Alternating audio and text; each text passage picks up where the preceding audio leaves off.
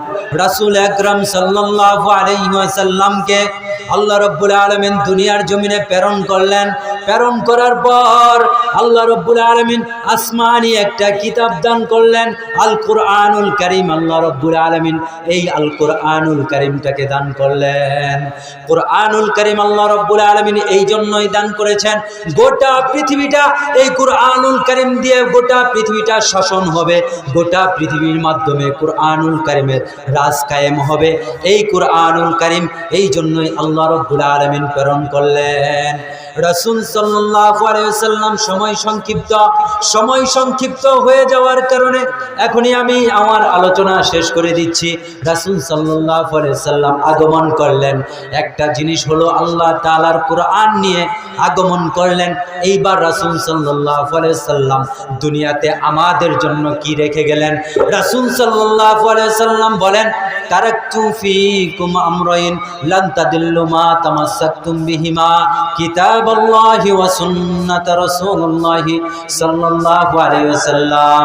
রাসূল সাল্লাল্লাহু আলাইহি ওয়াসাল্লাম বলেন, আমি দুনিয়ার জমিনে আগমন করেছি, আমি দুনিয়ার জমিন থেকে চলে যাচ্ছি। আমি দুনিয়ার জমিনে চলে যাওয়ার পূর্বে আমি তোমাদের জন্য দুইটা জিনিস রেখে যাচ্ছি। এক নাম্বার হলো আল্লাহ তাআলার কুরআন, আরেকটা হলো রাসূল আমি নবীর সুন্নাহ। এই দুইটা জিনিস আমি তোমাদের মাঝে রেখে গেলাম। তোমাদের মধ্য থেকে যারা আমি আল্লাহ রাব্বুল আলামিনের কুরআন এবং আমি রাসূলের সুন্নাহকে মেনে চলবা, তারা হয়ে যাবে জান্নাতি। তারা কি হবে? জান্নাতি। তো আমি আয়াত তেলাওয়াত করেছিলাম, রাসূল আকরাম সাল্লাল্লাহু আলাইহি সাল্লামের এই দুনিয়াতে আগমন করার জন্য আল্লাহ রাব্বুল আলামিনের কাছে ইব্রাহিম পয়গম্বর দোয়া করছেন যে আল্লাহ রাব্বুল আলামিন এমন একজন নবীকে প্রেরণ করেন যেই নবী আয়েশা গোটা জাতিটাকে সুন্দর করে দিবে। আল্লাহ তাআলা সেই নবীকে প্রেরণ করছেন। সেই নবী আয়েশা আমাদের জন্য কি রাইখা গেছেন? শুধু কোরআন না, শুধু কোরআন না, এক ধরনের বাতিল রয়েছে, যেই বাতিলগুলো যাদেরকে আহলে কোরআন বলা হয়, এই বাতিলগুলো এক ধরনের নতুন ফিতরার সৃষ্টি করতেছে। যারা শুধু বলে কোরআন মানি হাদিস মানি না, যারা বলতেছে আজকে কোরআন মানি হাদিস মানি না, এই সমস্ত লোকগুলো বাতিলপন্থী। এগুলো কি পন্থী? বাতিলপন্থী।